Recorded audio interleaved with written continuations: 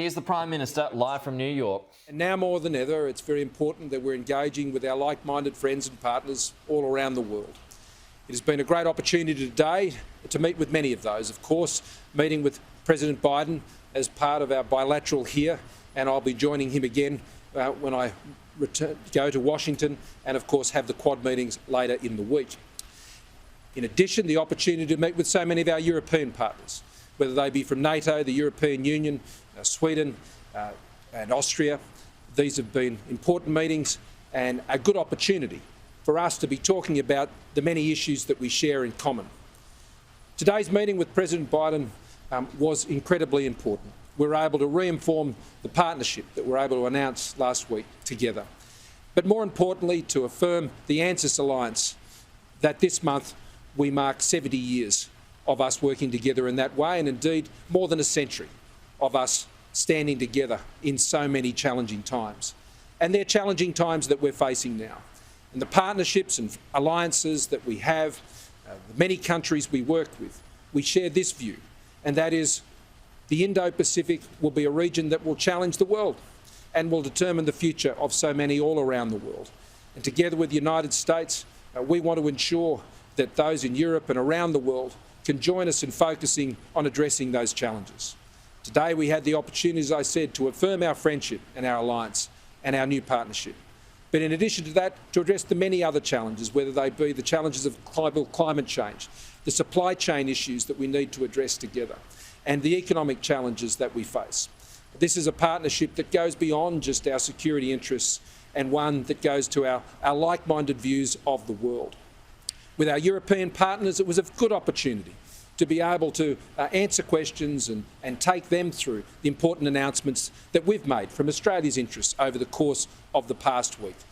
Australia will always pursue our national sovereign interests. That is my responsibility, that is the responsibility of my colleagues. And in pursuing those interests, we must ensure that not only our security interests are addressed, but also our broader economic issues need to be addressed, and we need to be playing our part, as we indeed are, in addressing global climate change as we move towards COP26. So it has been, I think, a very important day, sharing discussions with those who believe in a world that favours freedom and advancing that through our many partnerships and seeing how we can work even more closely together to deal with what is a very complex and changing world. It's all about keeping Australians safe. It's all about keeping Australia strong in a world that's constantly changing and always keeping Australians together. With that, I'll ask the Minister for Foreign Affairs to say a few words and, of course, the Minister for Defence, and then happy to take some questions. Marise.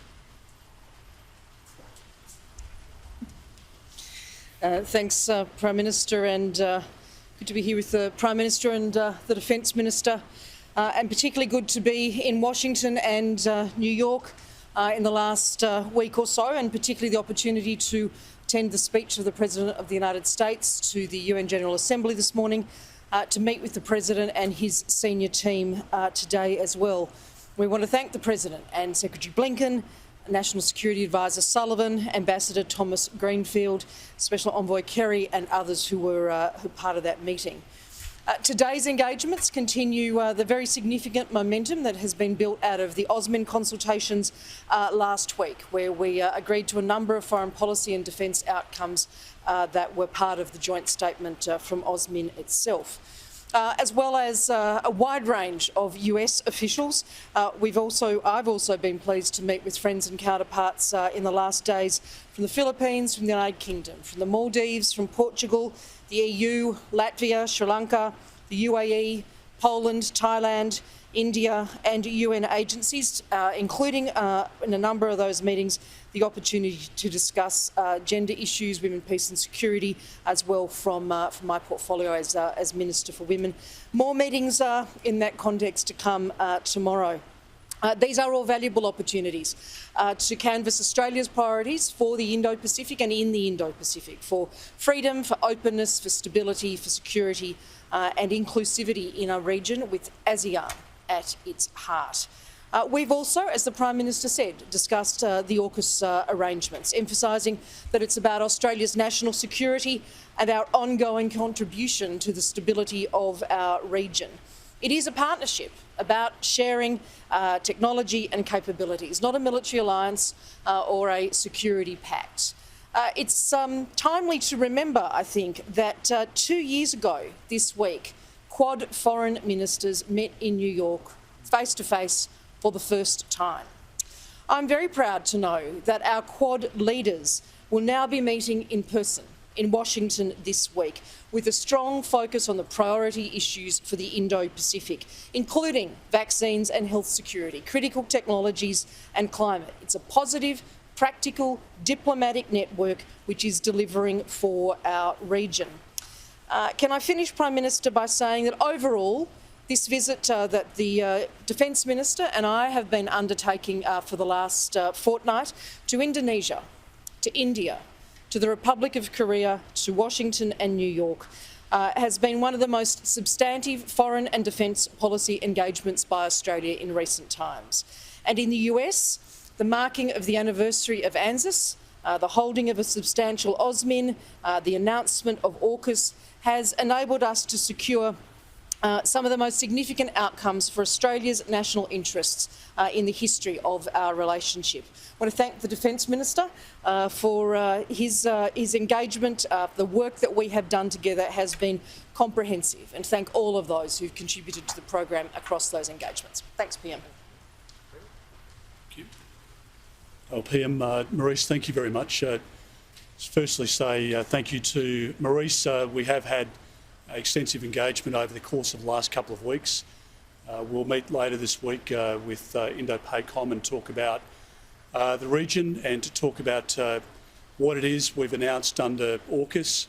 The whole design of this program has been really about keeping Australia safe and secure in an uncertain world. And as the Prime Minister points out, particularly in the Indo-Pacific, we need to provide that leadership stability. And through the deal that we've announced, I think we've delivered on that. I think many of our neighbours understand the gravity of AUKUS, the way in which that will be a positive force for peace and stability in our region. I want to say thank you very much to President Biden for the way in which he received us today, the conversation which followed on from our conversations with the two secretaries, Blinken and Austin, in Washington, a very productive engagement. And yesterday I was able to go to Connecticut to visit the electric boat company, which since last century has had a very esteemed engagement with the US Defence Force and their production of vessels and submarines, etc. So that starts the 18-month process of discussion with the United States and the United Kingdom. I think it's been very important. It's been an historic trip from our perspective, and the momentum is with us now to make sure that we can do whatever we can to keep our region safe and secure into the future. So I've really appreciated what's been a very productive trip. Thanks, Peter.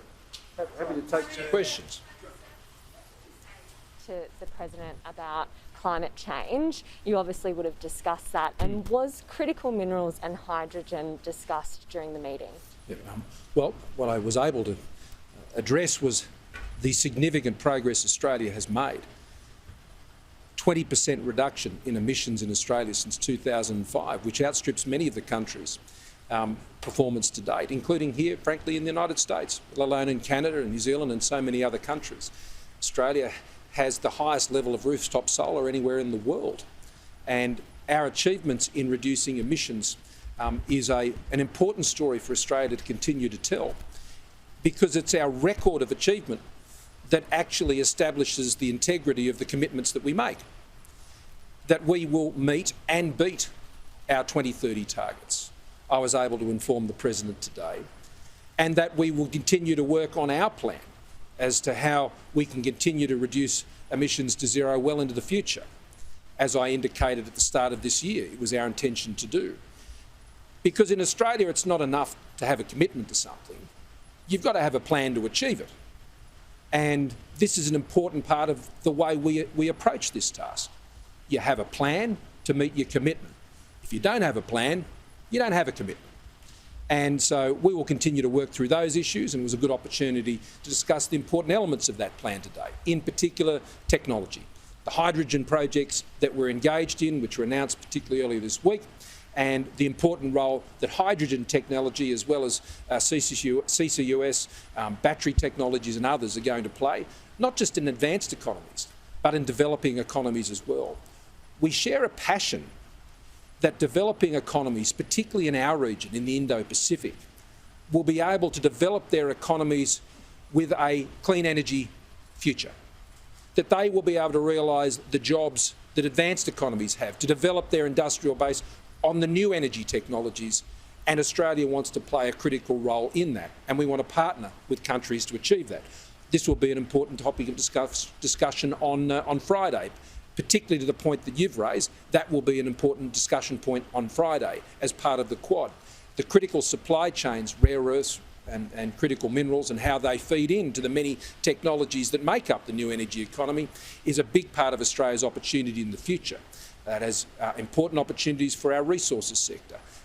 Lithium, yes, of course, but so many other rare earths and minerals that make up the future supply chains. So we see ourselves being a supplier of energy to the region in new energy technologies, and we see ourselves as an important player in providing the rare earths and critical minerals that are essential to the supply chains of the new energy economy. Prime Minister, what messages did you get from the European leaders you're meeting today, and what now, after those meetings, do you believe the impact of the severing the subs deal will be on our trade negotiations with Europe?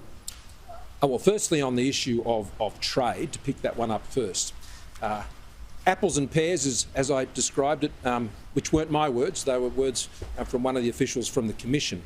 And we had positive discussions about that. There is an understanding that these are issues that aren't on the same track. We've been working on the trade issues for many years now. We're not alone in that.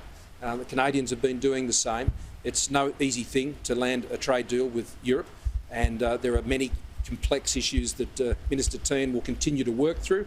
Obviously, they'll be consulting with their members, but I was very pleased with the discussions we had on that topic today, not just with, obviously, the European Commission and Council, but also the individual member states, whether it was Estonia or going through to Austria and Sweden and others. So welcome those discussions.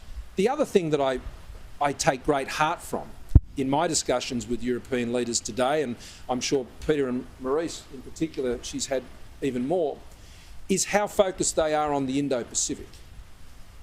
2, 3 years, 5 years ago, the discussions that are had today about the Indo-Pacific are very different. And I welcome the fact, as does the President, as we discussed today, that Europe is so keen to play a more significant role partnering in the region. And it's been a good opportunity to point out that the new partnership we have with the United States and the United Kingdom is an opportunity to engage Europe more broadly. This is not about excluding, this is the reverse. This is an opportunity to engage more, because we will be able to do more in the region and do more together with other European nations. So I think it was a good opportunity to explain those opportunities that come from the new partnership. As Marise said, it was an opportunity to make it very clear that this is not some new alliance or anything of that nature. This is a partnership that builds on long-standing partnerships with two of Australia's, if not, well, it is, two Australia's two longest-standing partners and allies. And so the opportunity to explain that today, I think, was very important. Of course, there's understandable recognition of the disappointment for France. There was never going to be an easy way to not proceed with this contract. To think there was, I think, would be naive. Of course it's disappointing news, but it's a contractual arrangement that we had.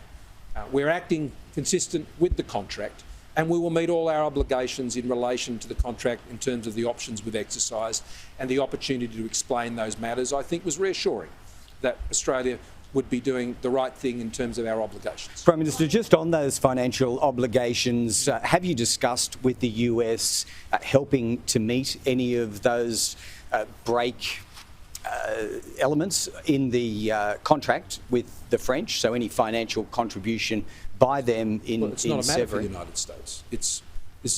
Australia, I want to stress, we haven't entered as yet into any sort of contractual supply arrangements about new capabilities. We have now engaged into a 12 to 18 month process to determine those issues.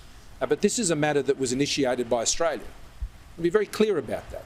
This is not a matter that was brought to Australia by the United States or the United Kingdom. This was Australia acting in our national interests to ensure our national security in our region. That is our job, to keep Australians safe. And it's our duty to ensure that if we require a superior capability than one we would otherwise be provided with, then we will get on and do that job. And if we didn't do that, well, I think Australians would have the right to be disappointed.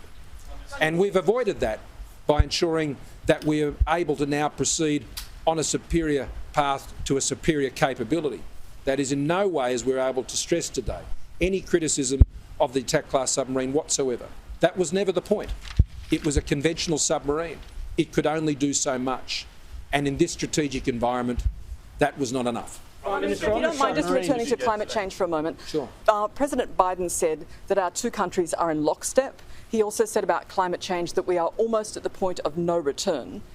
Sorry? He also said that in terms of climate change, the crisis, we are almost at the point of no return. Yeah. Given that our countries, according to him, are in lockstep and he's taking zero emissions by 2050 to COP, what will you be doing? Or are we not in lockstep? Is he wrong?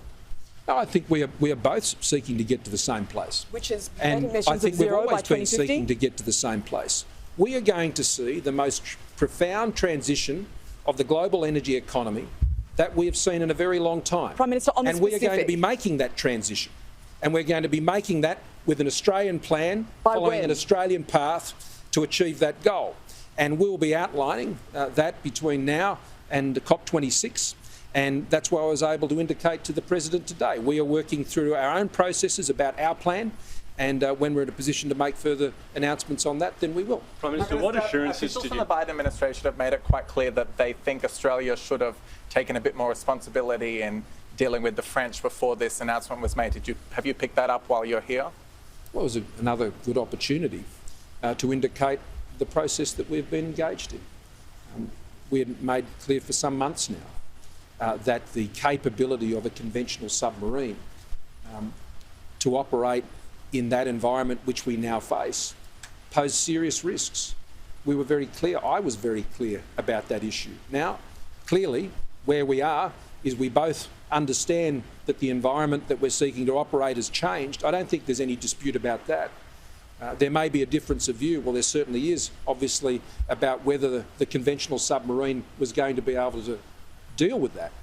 Australia's view was it could not, and therefore we took the decision that we have every entitlement to take to protect Australia's interests and advance our national security. Prime Minister, on the submarines, the United Kingdom has indicated that they may station up to 3 nuclear submarines in Australia. Is that an option, and is there also an option for a similar arrangement with the United States? Are these options that Australia is looking at and may come up in the near future? Yeah, today we had the opportunity to get some clear early priorities on what we wanted to achieve under the AUKUS arrangement. And of course going through that 18-month process and making sure that we have a right-sized option for Australia to be able to pursue, the right scale to mean we could move as quickly as possible and get that capability in place. But in addition to that, and a lot of the work that Minister Dutton has been doing, is to work to see how we can bring other elements to that capability in an even sooner time frame.